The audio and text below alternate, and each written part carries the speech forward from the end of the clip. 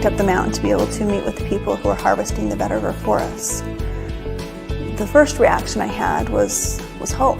It was beautiful. It was lush and green. It was very different from what you see in the cities in Haiti. The next thing I really noticed was how hard they work. Their calloused hands, their weathered faces, but they took pride in their work.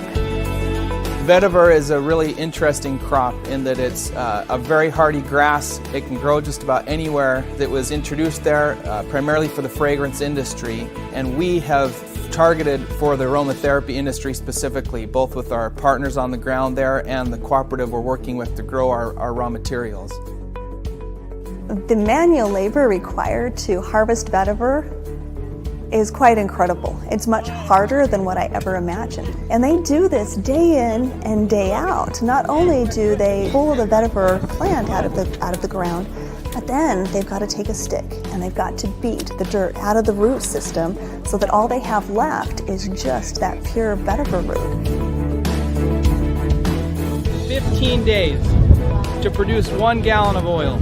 500 of these bells to fill up one of those 20-foot tall steels, and after it's harvested you'll get 1 gallon of oil for 5 guys' work for 15 days. Haiti, being the poorest country in the Western Hemisphere, truly is an ideal place for co-impact sourcing. They have tens of thousands of small-scale farmers who are largely unorganized, and our being able to go there and truly make an impact, a difference in a country that badly needs it, presented us a great opportunity to undertake our sourcing initiatives there.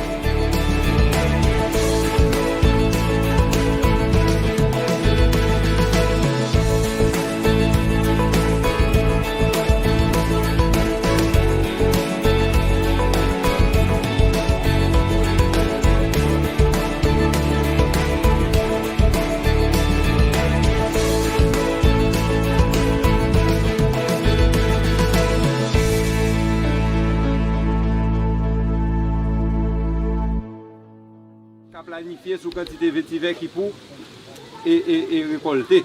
Pour comprendre, pour nous capables de quitter vétiver avec dans terre, pour une bonne planification, bonne gestion qui fait là-dedans, ni au point de vue champ, ni au point de vue en dans bureau pour gérer. As we met with the cooperative and to be able to really understand some of the challenges and trials that they were dealing with. First of all is that the income that they were receiving was not sustainable. They would go out and harvest vetiver as they needed it, but it didn't sustain them throughout the year to be able to provide for their family, to provide the food that they needed, to be able to provide even the simplest of things like education. They couldn't afford to send their children to school because they didn't have that sustainable stream of income throughout the year.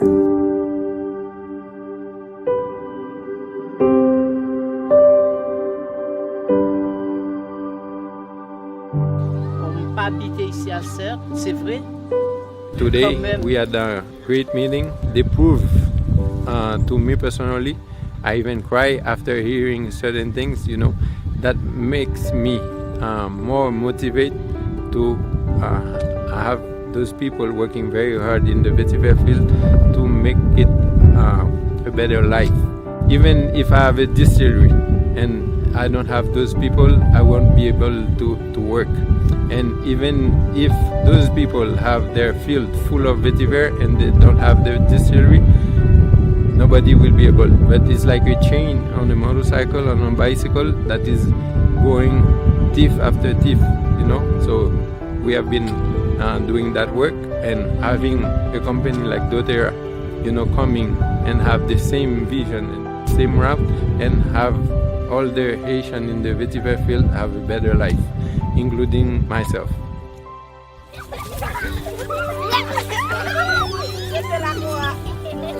What touched me the most as we met with them is to discover that they had no access to clean water, that they were traveling for 3 hours every single day to be able to collect water that wasn't even drinkable.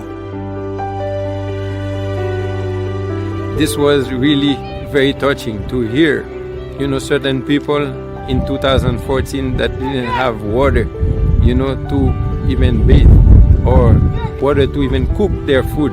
They have to walk hours from where we were to get a single gallon of water. And myself, I don't accept that. I want to change their way of life, but I won't be able to make a miracle. As we sat there and we understood the desires of their heart to someday have water, we made a commitment that we would bring that to them.